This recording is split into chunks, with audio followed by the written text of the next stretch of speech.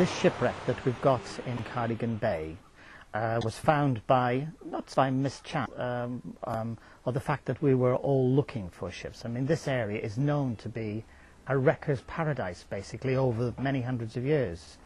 And on this particular July day, we were out there, more or less just a holiday dive. We came across some cannon lying on the seabed.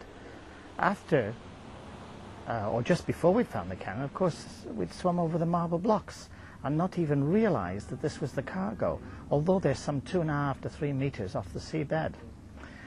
These two cannon were lying side by side, so we had a look at them, and it was coming to the end of the dive, so what we had to do then was to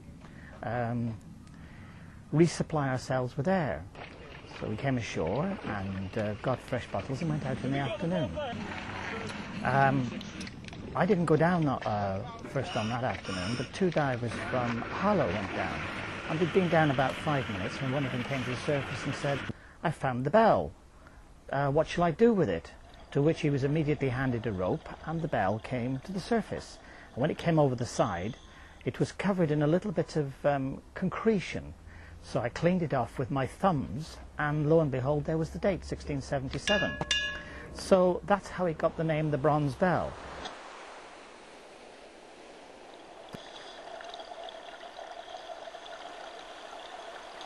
What we've got is an intact cargo, which is something you never get on shipwrecks, because most shipwrecks coming into returning home, although I don't think this was returning home, would be carrying what you might call soft goods, such as silks or perishables or spices, of course, which were the big thing in those days. But this was carrying a cargo of marble.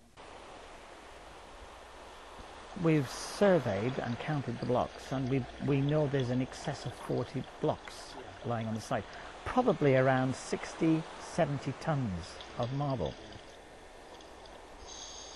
We've had the marble looked at by geologists, and they, in their initial reports, confirm it to be Carrara marble, which of course has an incredible history. And what we have to remember is that this marble is of a quality that was used by Michelangelo and is in the Sistine Chapel in Rome. This is not your ordinary quarried marble.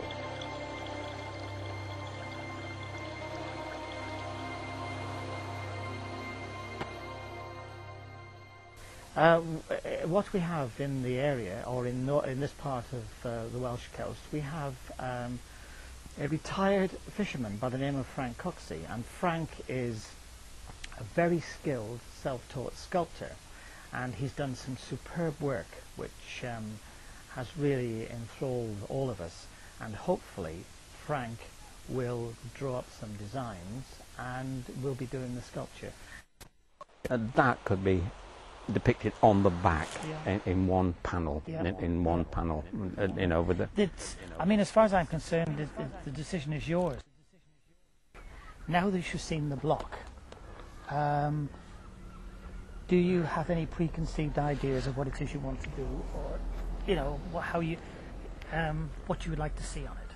Well, normally I would look at the block and touch it, and for, say, be a month or so, and see if the block says anything, or it speaks to me, or but I would say a piece of marble like that is so precious to me, it's got to be right. It's so beautiful as a block. As a block, to me, I would clean it up, open one face of it, and say everything you want to say in one statement on the front of it, and let people see what it is like, because you can't, I mean, now I'm not capable of reproducing that crustacean the way it is now. I mean, that in itself is beautiful. So you're looking forward to starting? Look, I got pins and needles. No, I really would. I'd like to do a lot of sketches first, make sure it's the right thing, bring the sketches to you and say, oh, this is what I want to do. Now, okay, you tell me what you want to do.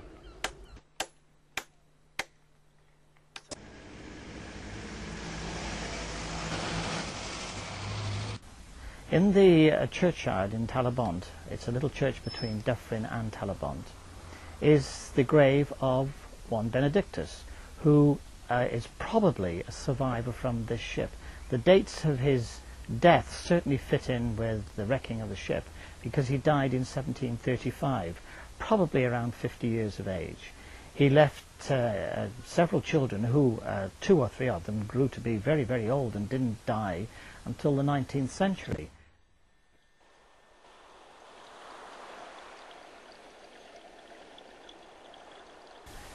What this mysterious cargo was doing some maybe 600 to 800 miles north of where it came out of the Mediterranean. And where was it going? Without a doubt, I don't think there's any doubt it shouldn't have been here. I think it should have been going to possibly the Americas or round through Africa, because it was a marble that was in great demand. But that is something we have to yet research and prove.